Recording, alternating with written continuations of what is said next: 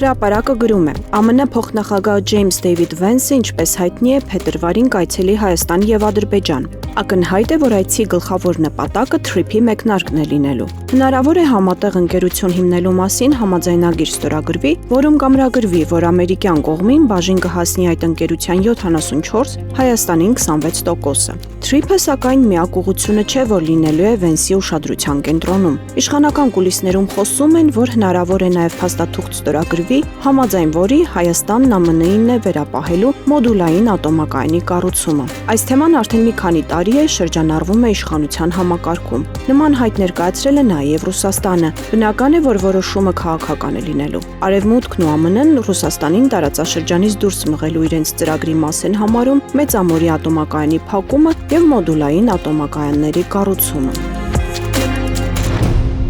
Հրապարակը գրել էր, որ պետական համակարգում պարգևավճարների երկրորդ փուլն է սպասվում, քանի որ պիլոտային ծրագրի շրջանակներում դեկտեմբերին բարձրաստիճան պաշտոնյաներին բաժանված միլիարդավոր պարգևավճարները միայն 2025-ի առաջին կիսամյակի համար են տրվել։ Երկրորդ կիսամյակի գումարները ըստ ամենայնի բաժանվելու են մոտ օրերս։ Մի քանի գերատեսչություններից թերթը տեղեկություններ է ստացել, որ վարչության պետերը նրանց վերադասներն արդեն ցուցակագրումներ են անում։ Իբրև թե աշխատակիցների աշխատանքի արդյունավետության ինդեքս որոշում։ Իրականում յուրայիններին ու հնազանդներին են կաշառելու։ Այս աժիոտաժը խլրտոց է գծել պետական ապարատի ստորին օղակներում, որոնք զրկված են այս պետական կաշառքից օգտվելու հնարավորությունից եւ հիմա ավելի քան մարտական են տրամադրված։ Եթե այս անգամ էլ իրենց դուրս թողնեն կամ գրոշներ տան, իսկ բարձր պաշտոններ զբաղեցնող ԿՊԱ-կաններին միլիոններ տան, չեն լռելու։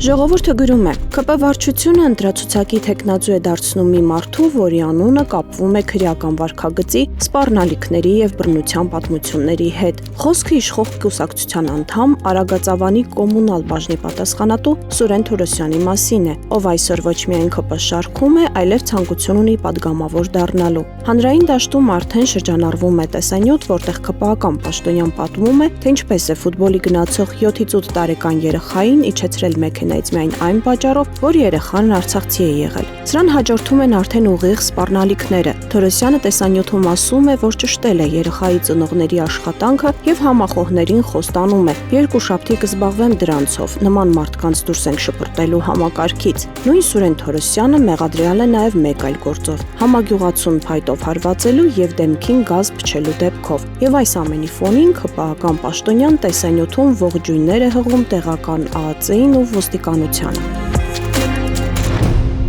Հրապարակը գրում է. Խորհրդարանի հունվարյան նստաշրջանի մեկնարկին իշխանական մեծամասնությունը եւ փոքրամասնությունը կրկին քննարկեցին 44-օրյա պատերազմի հանգամանքները քննող հանձնաժողովի զեկույցի հարցը։ Հայտնի է, որ ժամկետները խախտելու պատրվակով զեկույցը չի հրապարակվում, մինչդեռ իրականում քաղաքական որոշում է կայացվել 20 թվականի ցավոտ պատմությունը նորից ասպարեզ չհանել։ Թերթը ուշագրավ է համարում, որ անցած շաբաթվա նիստի ժամանակ ԿՊԱ-ական Վահագն Ալեքսանյանն առաջարկեց հանձնաժողովի նախագահ Անդրանիկ Քոչարյանին զեկույցի հետ կապված լսումներ անցկացնել։ Անդրանիկ Քոչարյանին համոզել չի հաջողվում, նախկինում նա դեմ էր արտահայտվել լսումների գաղափարին, ասելով, որ եթե լսումներ լինեն, կնշանակի զեկույց չկա, իսկ եթե կա, ապա այն պետք է ներկայացվի ազգային ժողովին։ Թերթը չի բացառում, որ լսումների փոխարեն հրապարակեն զեկույցի եզրակացությունը։ Մոտ 20 էջանոց, որտեղ ամփոփ գնահատականներ են տրվում տեղի ունեցածին։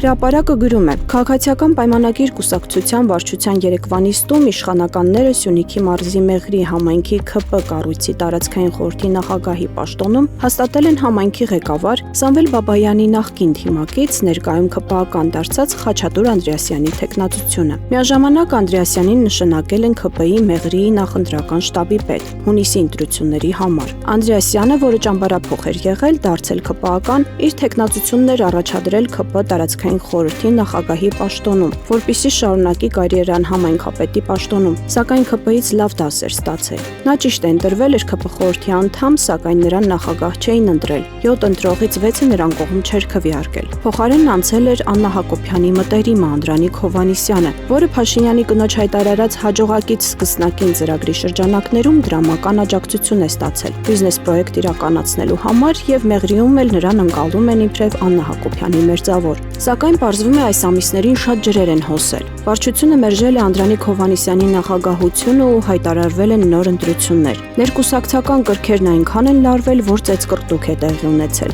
Գլխավոր մեղավոր է հռչակվել Անդրանիկ Հովհաննիսյանը, ինչի պատճառով էլ ՔՊ-ն հեռացրել է նրան կուսակցության շարքերից ու նոր ընտրություններ է նշանակել, որի արդյունքում Բաբայանի երբեմնի թիմակցի բախտը կրկին բացվել է։ Նա է ընտրվել։